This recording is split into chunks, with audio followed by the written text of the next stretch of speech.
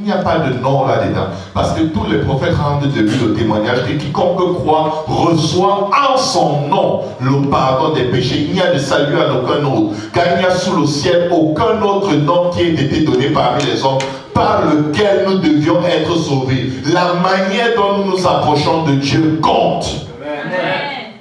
La manière dont nous nous offrons à Dieu compte. La manière dont nous devons être sauvés compte. Il n'y a pas d'écuménisme. Ce n'est pas je crois à Dieu à ma façon. Si tu crois en Dieu à la façon de Dieu. Amen. Je vais te dire une chose. Quand tu es allé à l'auto-école pour apprendre à conduire, ce n'était pas à ta façon que tu as conduit. Amen. Tu as conduit comme c'est écrit dans le livre. Tu as conduit comme on t'a enseigné. Et tant que tu ne faisais pas comme on t'a dit, on te disait tu as échoué le permis.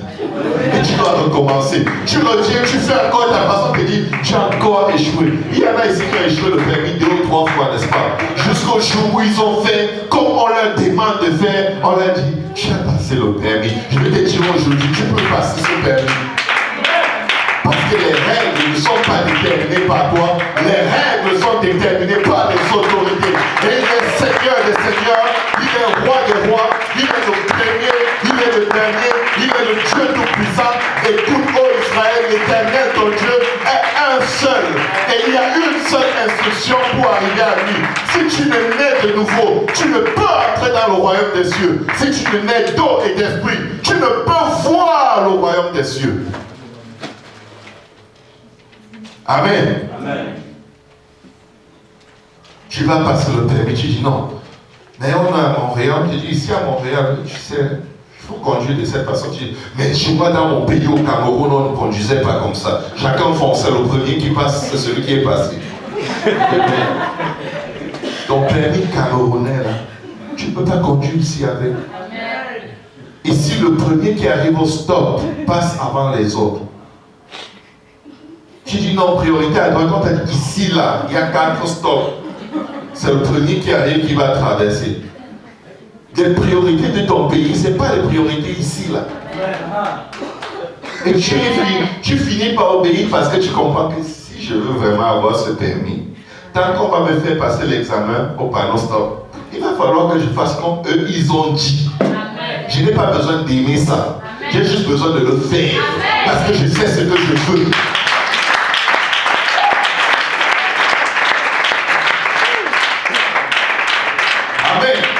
Tu peux ne pas aimer ma façon de prêcher, amen. Tu peux ne pas aimer ma façon de te donner la parole de Dieu, mais fais-la. Tu vas voir que tu aimes cette façon, parce que c'est la seule qui te convient. Amen. Caïn se jeta sur son frère Abel et le tua. L'Éternel dit à Caïn, où est ton frère Abel? Il répondit, je ne sais pas. Menteur. Suis-je le gardien de mon frère? Hautain. Amen. Amen. Et Dieu dit, qu'as-tu fait? La voix du sang de ton frère crie jusqu'à moi. Maintenant tu seras maudit. Maintenant la liste de malédictions comme des mitraillettes. Tu seras maudit de la terre qui a ouvert la bouche pour recevoir de ta main le sang de ton frère. Quand tu cultiveras le sol, il ne te donnera plus sa richesse. Tu seras errant et vagabond sur la terre. Dieu l'a réprimandé sévèrement. Dieu l'a maudit sévèrement.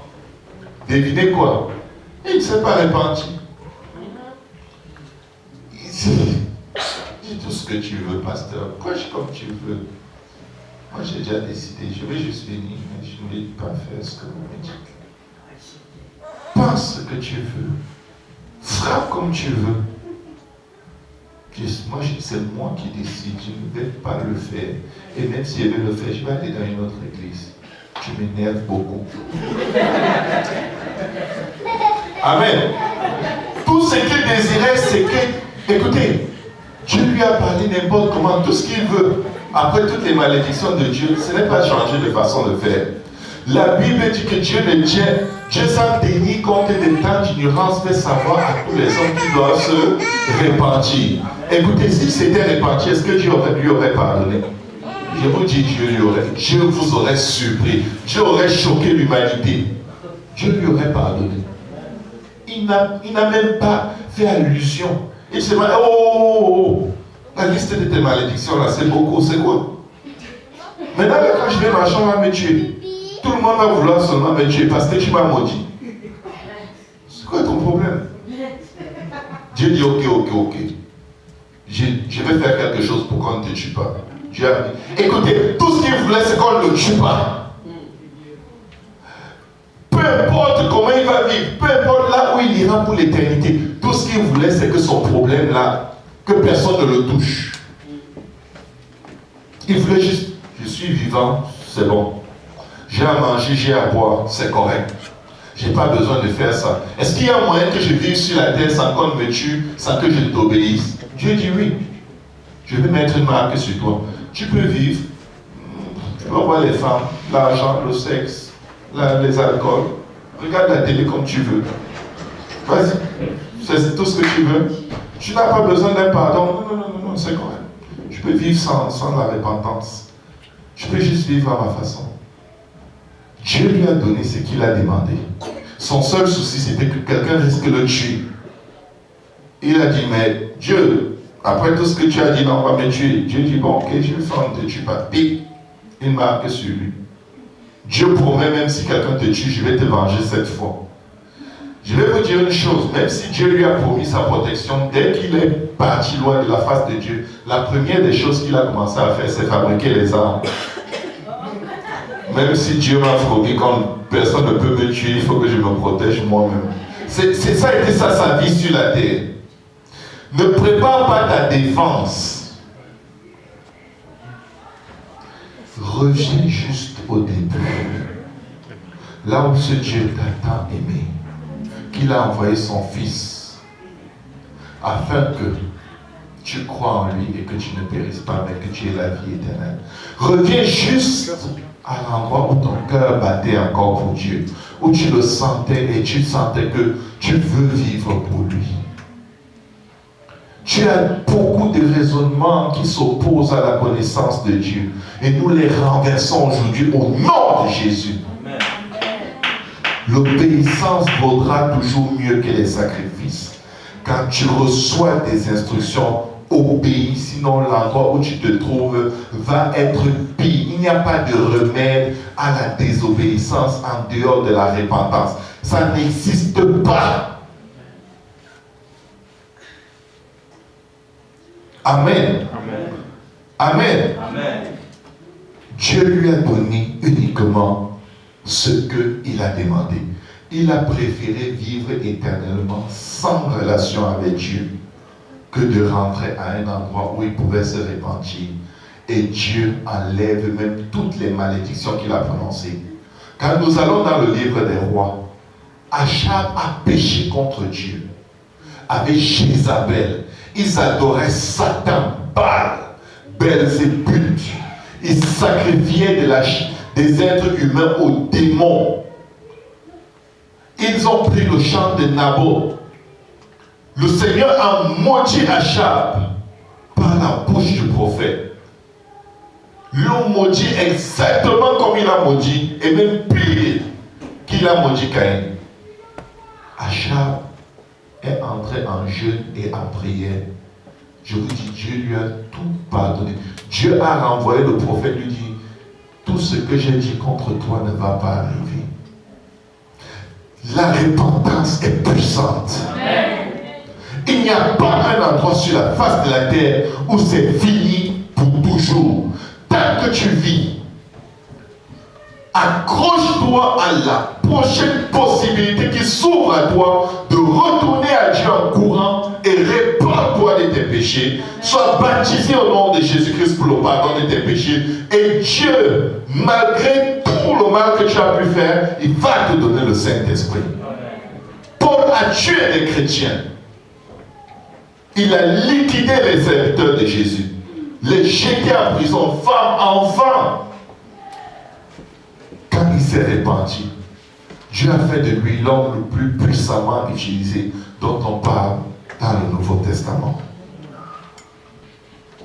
La Bible dit ceci, et presque tout d'après la loi est purifié avec du sang, et sans effusion de sang, il n'y a pas de pardon de péché.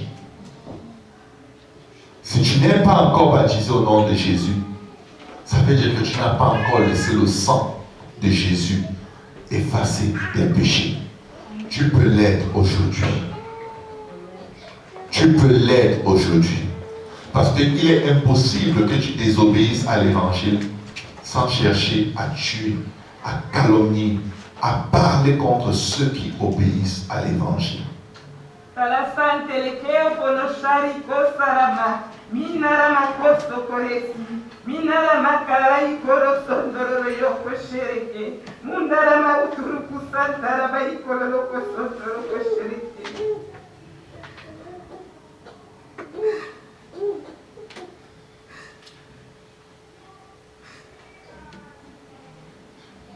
Matthieu 23, 29 à 35, si on peut tous se lever.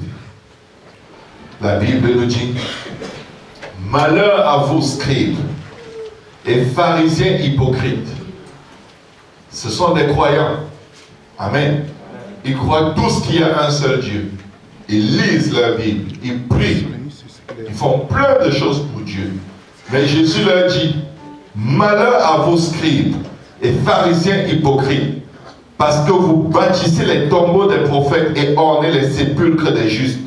Et que vous dites, si nous avions vécu au temps de nos pères, nous ne nous serions pas joints à eux pour répandre le sang des prophètes.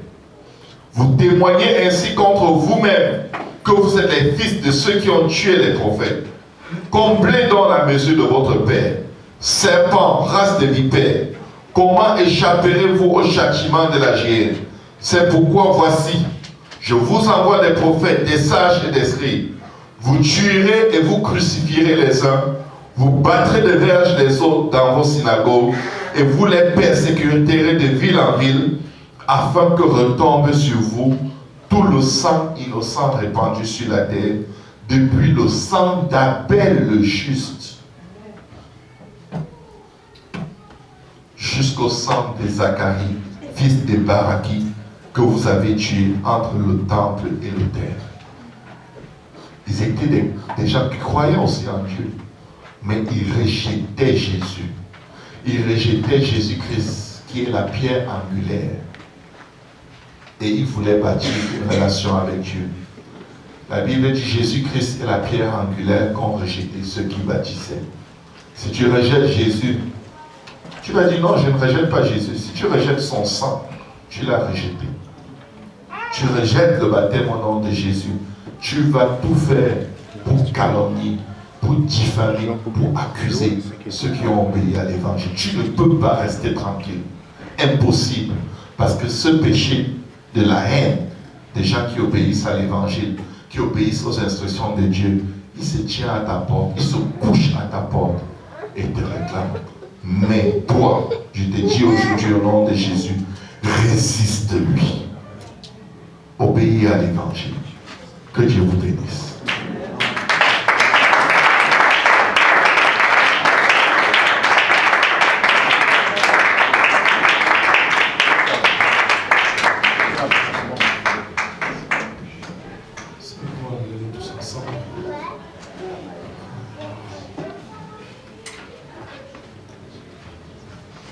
Nous pouvons juste baisser nos têtes et fermer les yeux.